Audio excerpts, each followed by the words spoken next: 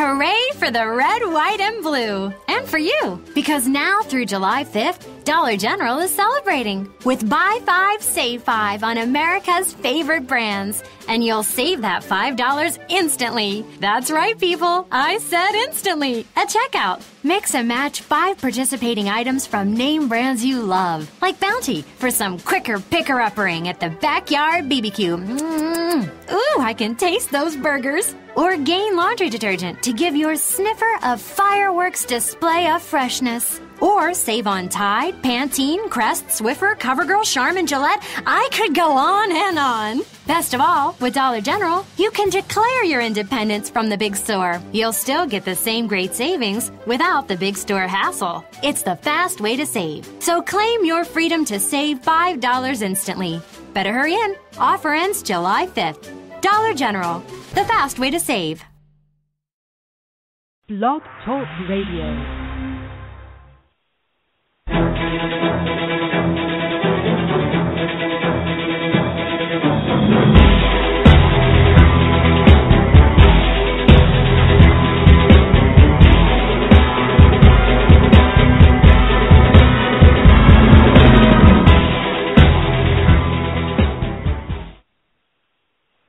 Welcome to another 49ers edition of The Grueling Truth. I am your host, Matt Andruscavage, and it is my honor to welcome in my co-host, Super Bowl 29 champion, former running back Dexter Carter. Dexter, how are you tonight? Hey, I'm doing wonderful. Great to be with you again and excited about having my 1990 draft mate, Dennis Brown, a Bay Area favorite on the show with us tonight to talk defense. That's right. Our special guest tonight is former 49ers defensive end and Super Bowl 29 champion Dennis Brown.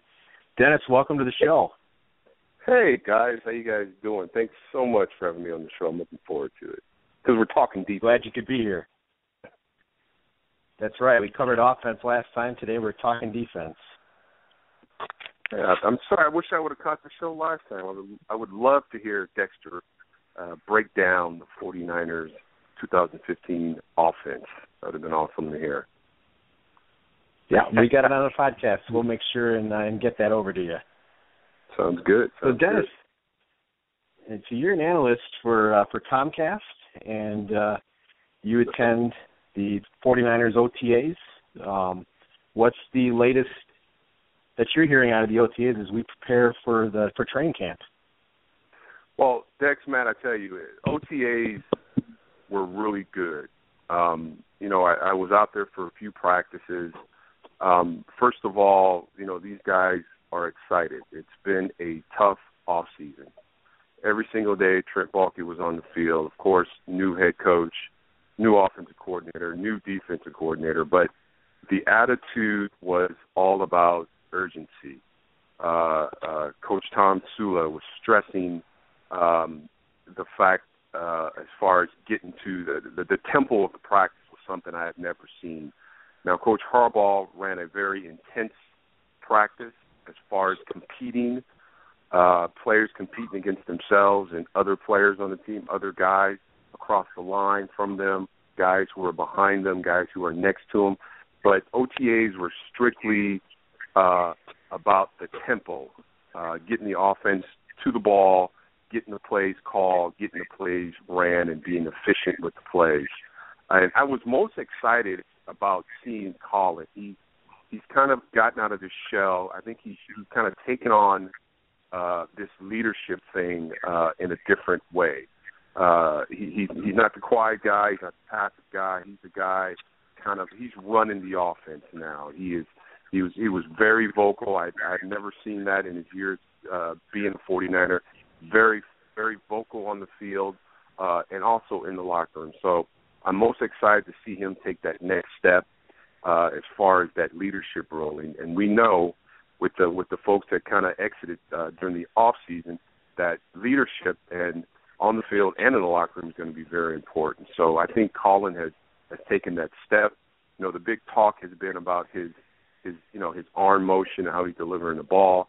I'm a defensive lineman, couldn't really see it, but he was making some crisp. We all know he's got the strongest arm in the NFL, and he was making some nice throws. He's got some weapons around him. It was good to see Reggie Bush I think that's going to add a different dimension to this offense, especially on third down. So, I was excited, just to see that because, this offense has to score points.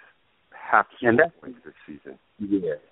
And that's what's exciting, Dennis, is that although this is defensive conversation, it's important to continue to point out the improvement of Colin because he is the leader of that ball club, and we understand that there's going to be daily competition at every position, every single day. Right. Playing in the league as we did, we know that there's going to be continuous competition. But from the quarterback position, we know that that's one position that is settled.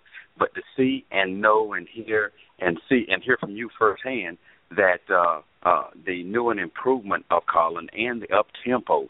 See, that sounds offense, but in reality, it is important to the offense.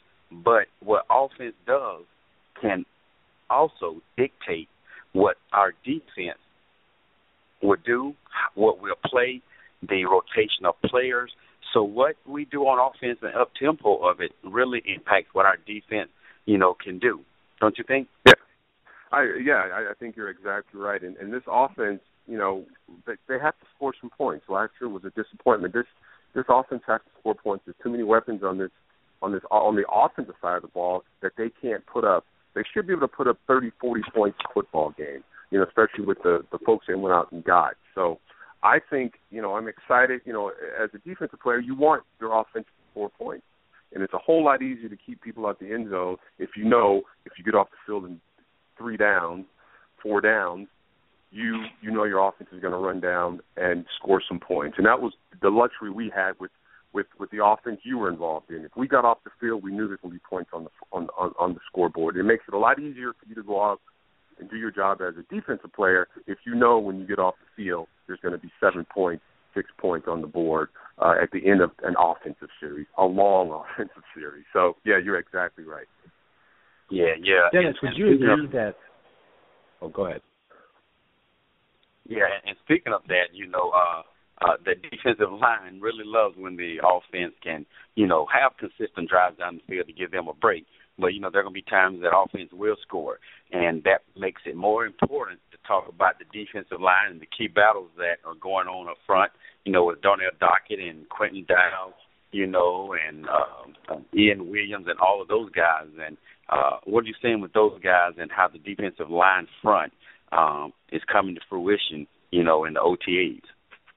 Well, I tell you, it's the entire time when I'm on a football field, especially this camp that's going to start at the end of July here, I'm going to pay most attention to the battles in the defense. I mean, people forget that the San Francisco 49ers are very deep as far as defensive linemen. That they've got some guys that they brought in, Dockett, they brought him in free agency. They've got some guys they got a first-round draft pick, kid from Oregon. He's going to be a baller. He may need some time, but there's going to be some battles. You got Ian Williams, who's coming back in the mix after injury. You got Glenn Dorsey that's coming back after an injury. These are 2 very good football players, and they're playing nose, but they can also play a 5 technique. And we got Tate Carradine. I think there's going to be a battle. Tate Carradine might be that guy on nickel that can line up over a guard on the right side of the field. He's got some good pass rush moves. He's got a quick arm over. He's got a hard rip. He's got power, and he's got the speed. I think he's going to add to the pass rush. Quentin Dow got a lot of playing time. He's a young pup. Quentin Dow got a lot of playing time last season after Ian and Glenn Dorsey went down. He played well. He still has room to grow. His ceiling is very high. He's going to be a great player, I think, if he keeps working on it. And Eddie Gerard, he's still another guy who played well early when he got into the football game. Again, he's got to get in the film room. He's got to get in the weight room, and he's got to get a lot better. So, they're very deep. There's going to be a battle. I think the 49ers, if I remember correct, they keep 6 to 7 defensive linemen. So, the big thing is who's going to step in there and take up the slack from Justin. Justin Smith, he's gone. He's retired. He was a force. And the reason why he was so good and the reason why this defense works so well is because the defensive linemen have to be able to absorb blocks. And the reason why the linebacker crew, we'll talk about them in a second, but the linebacker crew is important because they get to run into holes. They don't have to run the bubble. Can't get knocked off the football. So you got to have defensive linemen who reestablish the offensive line of scrimmage in the backfield and allow those linebackers to kind of flow. So there's going to be some battles. Dockett is a 5 technique on the left side. I can see him stepping in, and he's got a lot of good pass rush moves too. He's solid. He sets the edge solid. You got Armstead, a first-round draft pick. This kid, Dexter, Matthew, he is a beast. He is like 6'8", 6'7".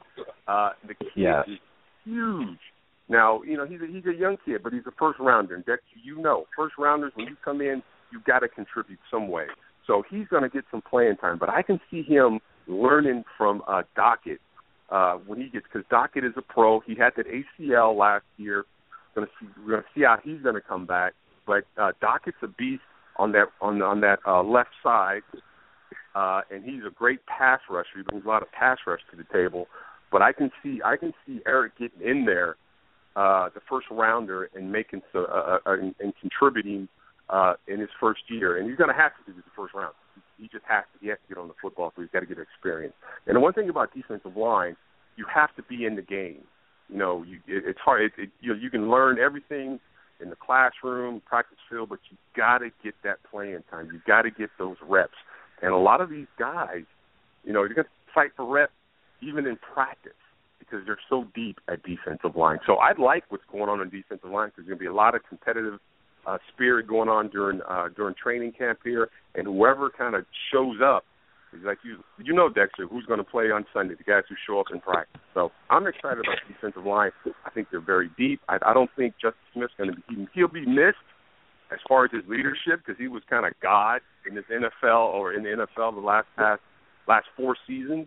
But I think that the guys that they have in the draft, free agency, and some of the young guys, I think they'll be able to overcome, the missing of Justin Smith pretty easily. Absolutely, and we haven't even talked about Glenn Dorsey and the impact that, he may have.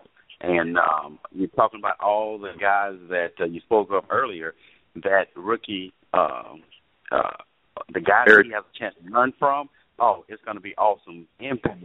Those older guys are going to have on molding this young defensive player. Yeah, and Glenn Dorsey, he's a vet. He's an NFL vet. He's had some injuries the last 2 seasons, but he can play the nose guard, he can play the 2 technique, he can play the 3 technique, and he's got a lot of good pass rush moves too. And Ian Williams is kind of he was a 3rd-round draft pick. I don't think he was even drafted, but he's a guy who kind of stood up. He was starting, no one expected it, but he plays well in that middle because he absorbs those offensive linemen so the linebackers can flow. And that's the key to the linebacker crew. Them having the ability to flow into holes and to run downhill and make plays behind the line of scrimmage. Yeah, and exactly. And that what's interesting is nobody appreciates, and we'll talk about it a little bit later, but nobody appreciates the impact of that defensive line more than that secondary. So having those veteran guys there along with the impressive rookie at this point in OTAs, the impact they're going to have is going to help that new and young defensive backfield get acclimated and hopefully be able to, man that secondary very, very well for the 49ers.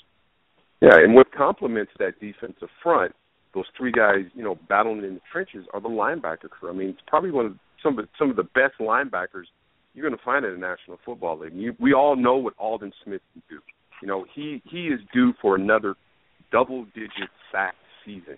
And he can also drop back in coverage. He's got those long arms, he's got those big hands, and he's a force rushing from the outside. And we know what Ahmad Brooks can do.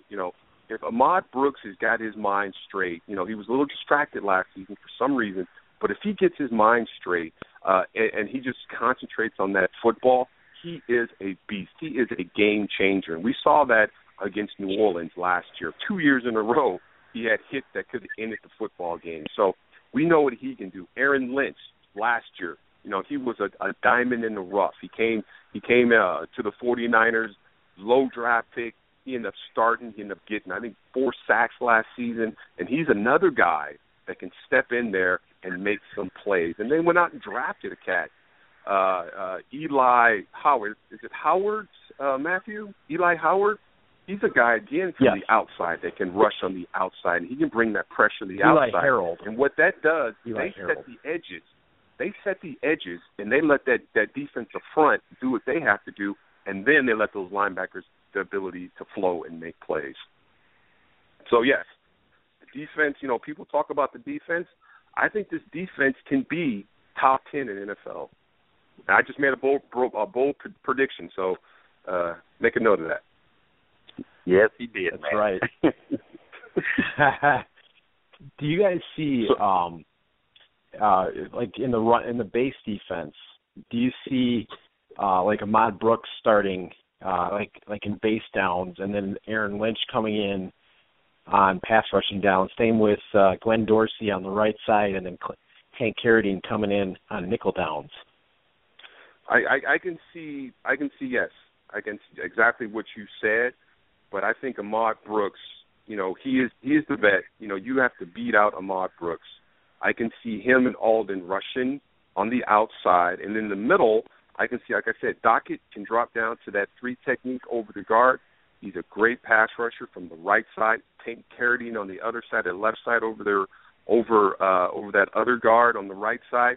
He's got some great pass rushers. So, and then you can spell these guys. I mean, you got Aaron Lynch there, and you got Howard there. These are guys that can come in later in the football game too, rested, good pass rushers that can continue to get pressure on the quarterback, and that's the key, especially in our division. Pressure on the quarterback, getting hands, getting touches on the quarterback. So, when I was with the 49ers, we went in regiments. We had first half guys, we had second half guys, we had third down guys. So you keep these guys fresh, and you've got that depth now, and you just got to develop it. And they've got some great, especially on the outside and on the inside.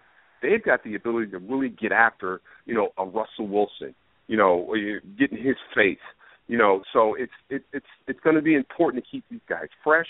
And this isn't, let's face it, this is about offense. NFL is all about offense, and it's about making plays vertical down the football field, and you've got to get pressure. So it's going to be important to develop these guys, let your best pass rusher get in the game, get that pressure, and then give them that opportunity to get some rest, spell them, get some other guys behind them, but keep the same level of play. And the 49ers have that right now with Lynch, Ahmad, Alden, and then the rookie's going to be coming in here who's supposed to be a fantastic pass rusher.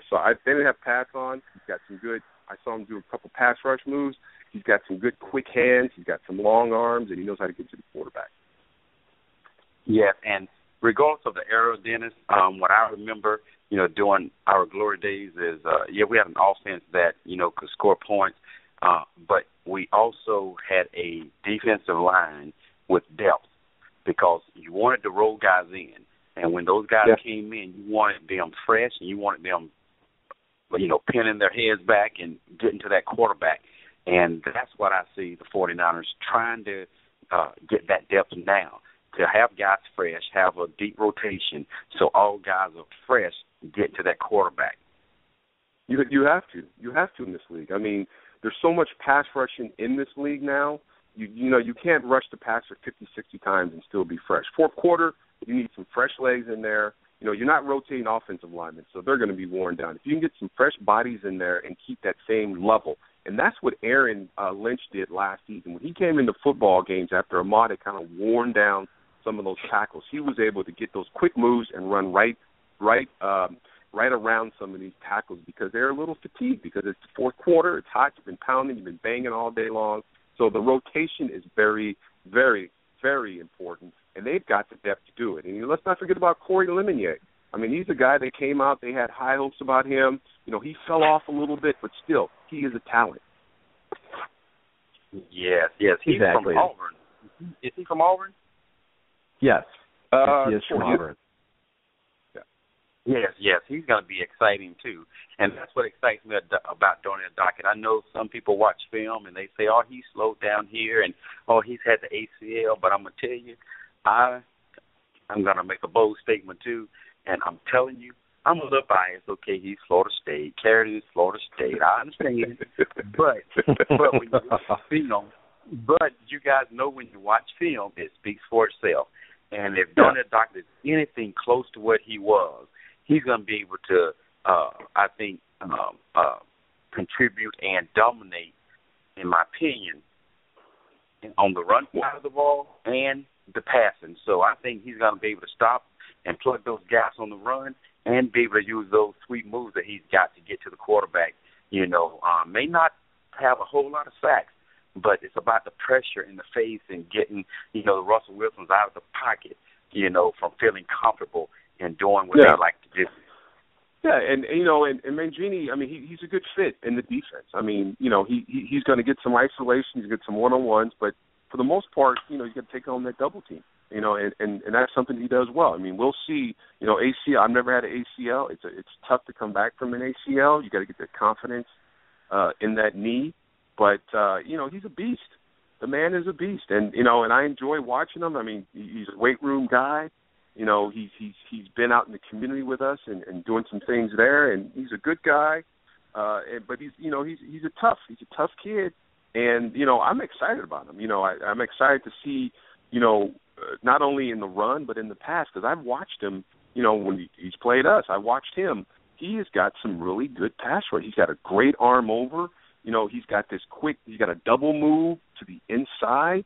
So I think he's going to really add to that defensive line. I think you're exactly right. Yeah, and Matt, if you want to see something entertaining, I know I'm talking outside of the box, but something that's very entertaining is to go to YouTube and pull up some Darnell Dockett high school film, and you talk about man against boys. Man, I'm talking about dominating. He's a character. Oh, absolutely. Yeah, he's a beast. He is a beast. I mean, he gets after it, and I think, they went out and drafted a defensive tackle to play that 5 technique. But I'm telling you, this first rounder is going to have a great opportunity to learn from him. I don't see people are talking this Eric Armstead. He's going to start. I don't think he's going to do it. I think Dockett's going to be that 5 technique on the left side of the football field. I think it's going to be great for Eric to learn. But I think Dockett's going to be there. If his knee, he's running around now. If his knee is what I think it is, I think he's going to be all right. I think he's going to be a star here. I think he's going to do great things for that defense, and I'm excited about him. I'm excited.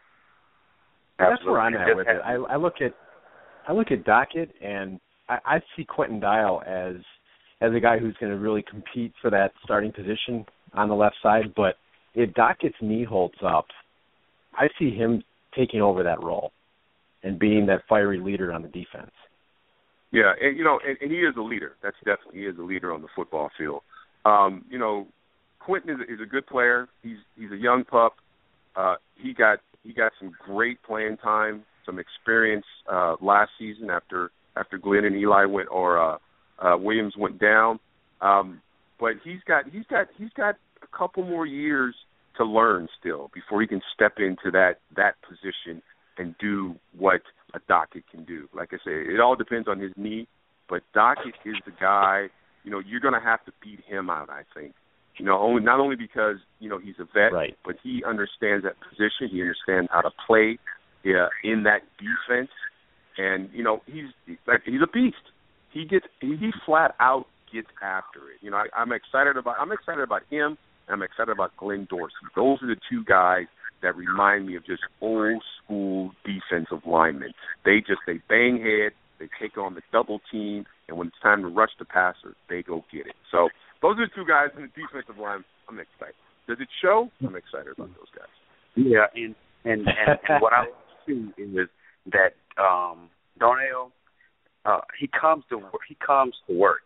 Whether it's the weight room, whether it's the practice, whether it's the leadership, he brings all those things to the table. So when I don't think anybody will be complaining when the rookie doesn't unseat him, because he's learning from a consummate leader out there that's bringing it to the table and bringing it to the field on every single down in practice in the weight room, on the film, game, etc.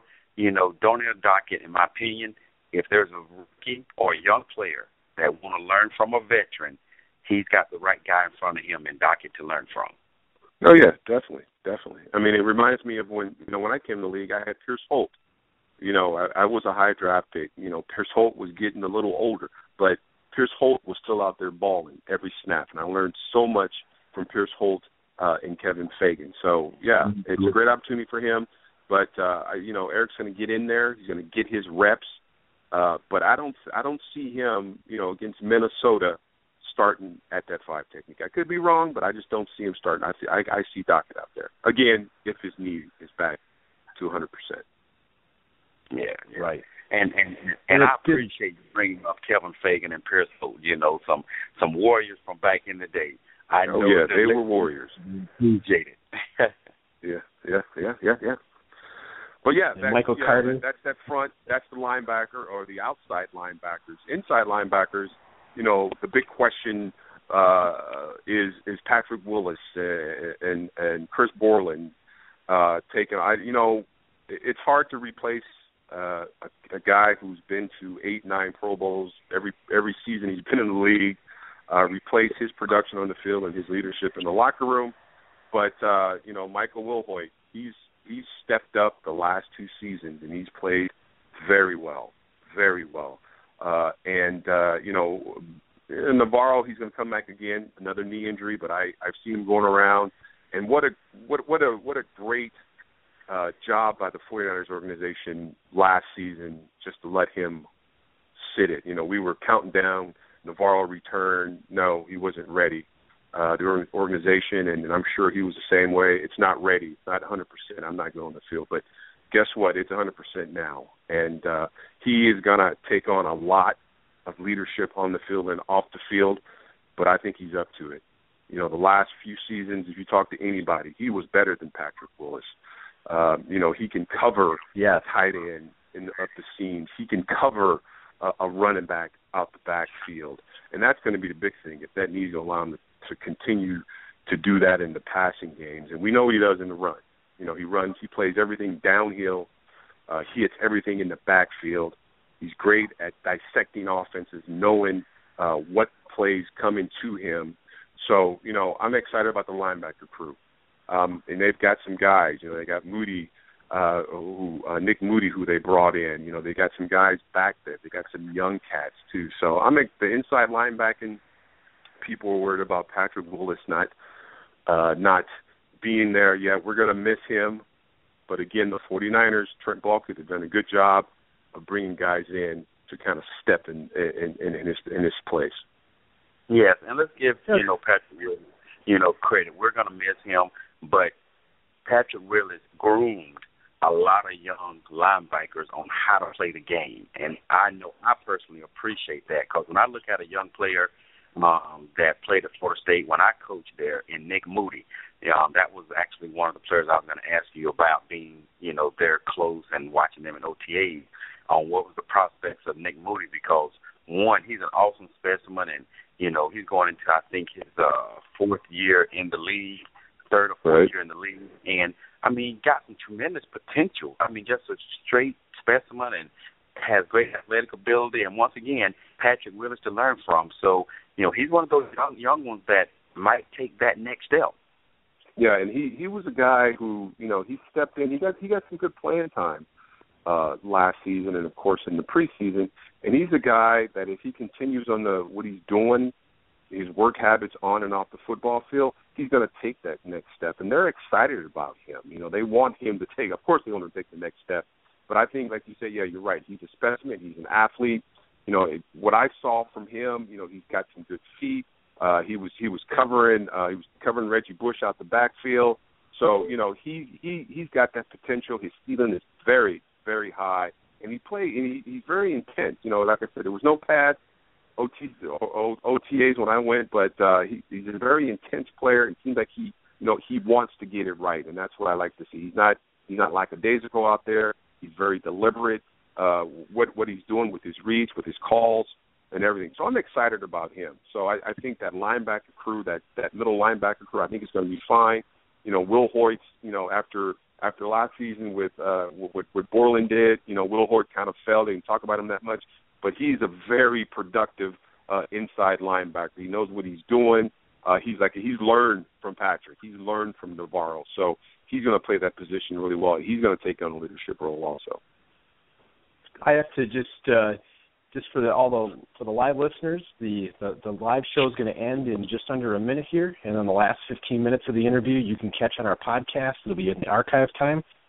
So just continuing with your talk on the linebacker crew, I think what really gets lost in the shuffle, what I don't see from national writers that talk about our defense, it just seems like Aldon Smith is like a forgotten guy. People forget just how dominant he is.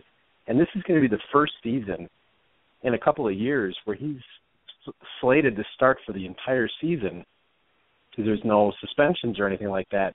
And he's the kind of guy that can take over a game and just make everybody around him better. He's that guy who has taken over football games. But, this is the NFL, and, it's what you have done for me lately, meaning the last season or the last play. And, yeah, Aldon's numbers were down. Aldon had a lot on his plate. He's probably a little bit distracted. He had some bumps and bruises. But, if you're not out there, sacking quarterbacks, people tend to forget about you a little bit. And that's the harsh reality of the National Football League. Now, Aldon has been working out with Charles Haley. Charles Haley, who's being inducted in the Hall of Fame, and also the San Francisco 49ers Hall of Fame this year. He has been working out with Charles. Charles has been around quite a bit because he's getting fitted for his jacket, for his statue in our museum, and they've been working one-on-one. And I can see Aldon being more focused because when you have someone like Charles, Dexter can contest to this. When you have someone like Charles in your face talking football, guess what? You're going to listen. So Aldon, don't be surprised. Like I said at the beginning of the show, don't be surprised if Aldon turns in another double-digit sack season. He's about due. But, yeah, you're exactly right. They've kind of forgotten about him because he hasn't turned over the numbers that he did, 2 years ago, 3 years ago. So, that's what happens in the NFL. But Aldon has taken a different he's got a different mindset. He's working with Charles, here and in Virginia. And, just the stuff that I see Charles teaching on the football field is the old school stuff. None of this new fancy stuff that these guys are doing. It's just old school stuff, which is basically your get-offs. First of all, this is what he teaches at the end of practice every day after practice. It was first of all your read, see your backfield, see who's got the potential to block me. If it's going to be a tight end, if it's going to be a running back that's going to chip on you, then you get your reads, then you get your get-off, you get to your angle, you get hips to hips, and you turn the corner. And that's all they worked on. That's all they worked on all day long. Getting his read, see who's going to block me, get my get off, get my hips square with the offensive lineman, and turn the corner. And that's all Charles did. Charles had no fancy moves. Charles had quick hands. He had a great get off, and he knew where the quarterback was. So Aldon's prep to have a big season, a huge season. I think he's going to do it. Absolutely. What I hear you saying is a repetitive process, and it's not a secret on as far as what makes a person successful. Because Aldon has had success and has had double-digit sacks, but when he's open to listening to a veteran, whether he's a Hall of Famer or not, hopefully he even listens to Dennis Brown a little bit because one, you can always learn to get better. And be humble enough to realize that, I may be good at what I do, but when I'm open to teaching and I'm open to new processes, I can bring new aspects to my game. And after what he's done, and to hear that he's working with Charles, I can guarantee you're going to see a new and improved Aldon and what he's going to be able to do at that defensive end position and how he's going to take advantage of defensive tackles and even, getting away from that chip blocking that the running back is going to try to put on him to try to alter his pursuit to the quarterback. So that excites me on what he's going to be able to do and be a much more improved player for the 49ers defensive line. Yeah, and it was good to walk on the field and you just see, all you see is two cones, Charles and Alden working. That's all it was. Two cones, Charles and Alden working. That was all it was. So, yeah, he's gonna bring. And Charles used to always say, you always got to put another tool in your toolbox. So when you show up for work on Sunday, you can bring it out. So I'm sure he's put some tools in Alden's toolbox. That's what I'm talking about. That is a good thing to hear. Yes. So what do you guys? Now, let's talk about the secondary. Now that's secondary is, to me, the biggest question mark. I mean, it's been for 3 seasons now, trying to figure out who's your corner, who's your cover corner, who's your slot corner. Right. You know the injuries, giving up the long balls and things like that. So, I'm not a big DB guy, but as far as the 49ers go, the best cornerback they have is Tremaine Brock, and he's, in my opinion, he's coming off an injury, but I still think he's the number one corner. You guys can throw something in there if you think, but I think Tremaine is the best corner. I think Jimmy Ward, even though he got hurt last season, his rookie season, I think he's going to be the best in the slot, cover slot. But in another corner, Chris Cox. What do you guys think about it? I say Chris Cox. I think Chris Cox is the third best. I think Chris Cox is the second best defensive back on the team, and then Jimmy, that slot. I mean, that's just what I think as an old defensive lineman. What do you folks think? Well, I like Brock as well. I think Brock is definitely our best guy. When he's healthy, I think he's one of the top 10 corners in the league when he's healthy. I do like Chris Cook as well. He's a baller. Definitely, he's a playmaker. The guy, he's around the ball. He makes big plays. He forces turnovers. I like Chris Cook as well. I think he's got very good size. I think I'm more of a. I really did like what I saw out of Dante Johnson last year, especially when he played in the slot. I know that he gave up a lot of big plays at the end of the season. And then another guy that looks to be a sleeper is Keith Reeser. He sat out last year.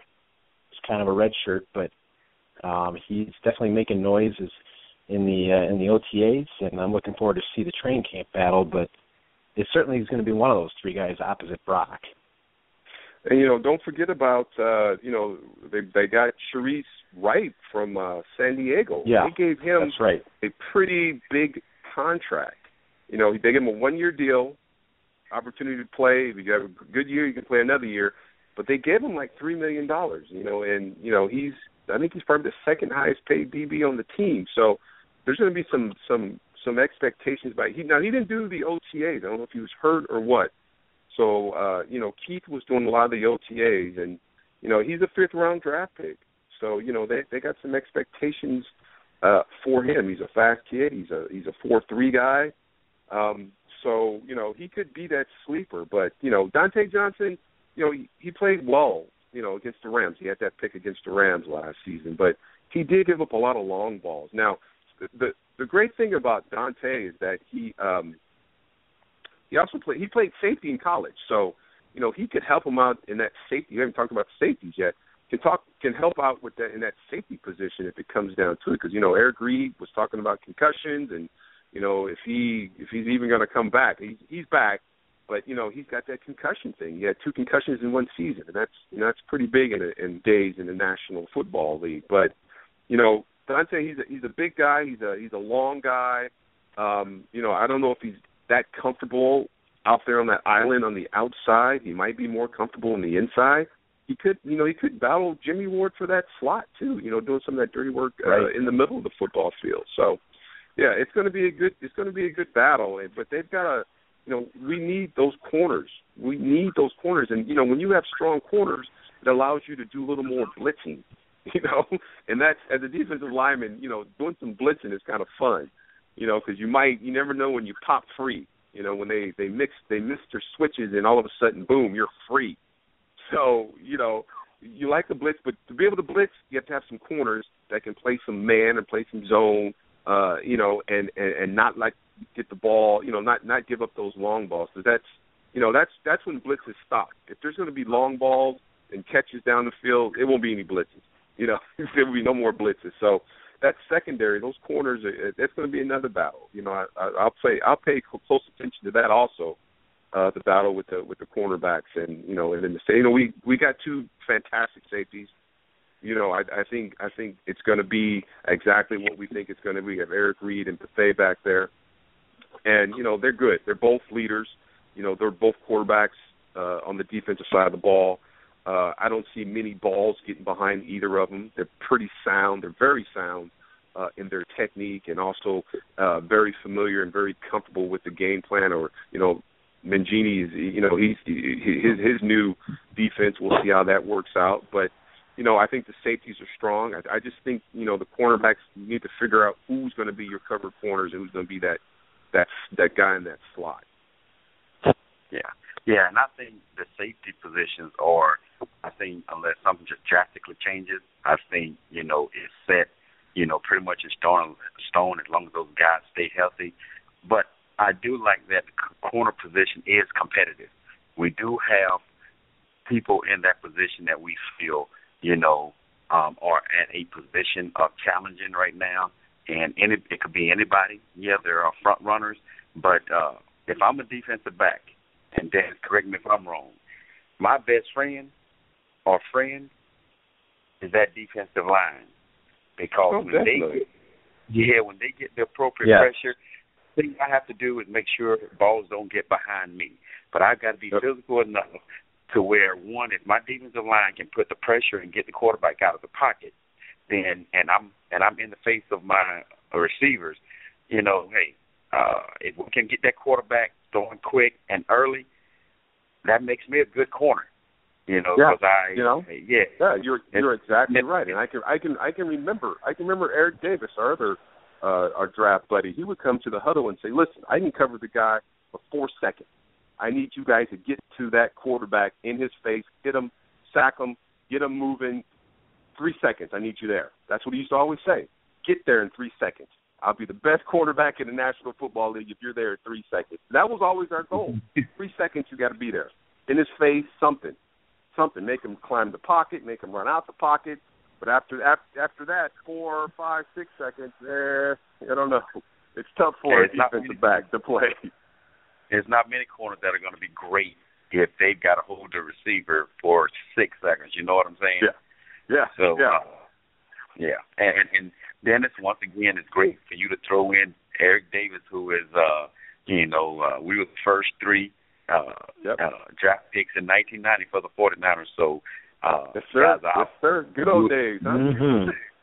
Absolutely. I will be forever linking you guys, man, forever. I love you guys, man. Yeah, and we all got rings. How about that? That's right. Absolutely. Yes, sir. Yes, sir. Yes, sir. Those were great days. I'll never forget what it was like to watch that and to see you guys hoist the trophy one more time. Amazing.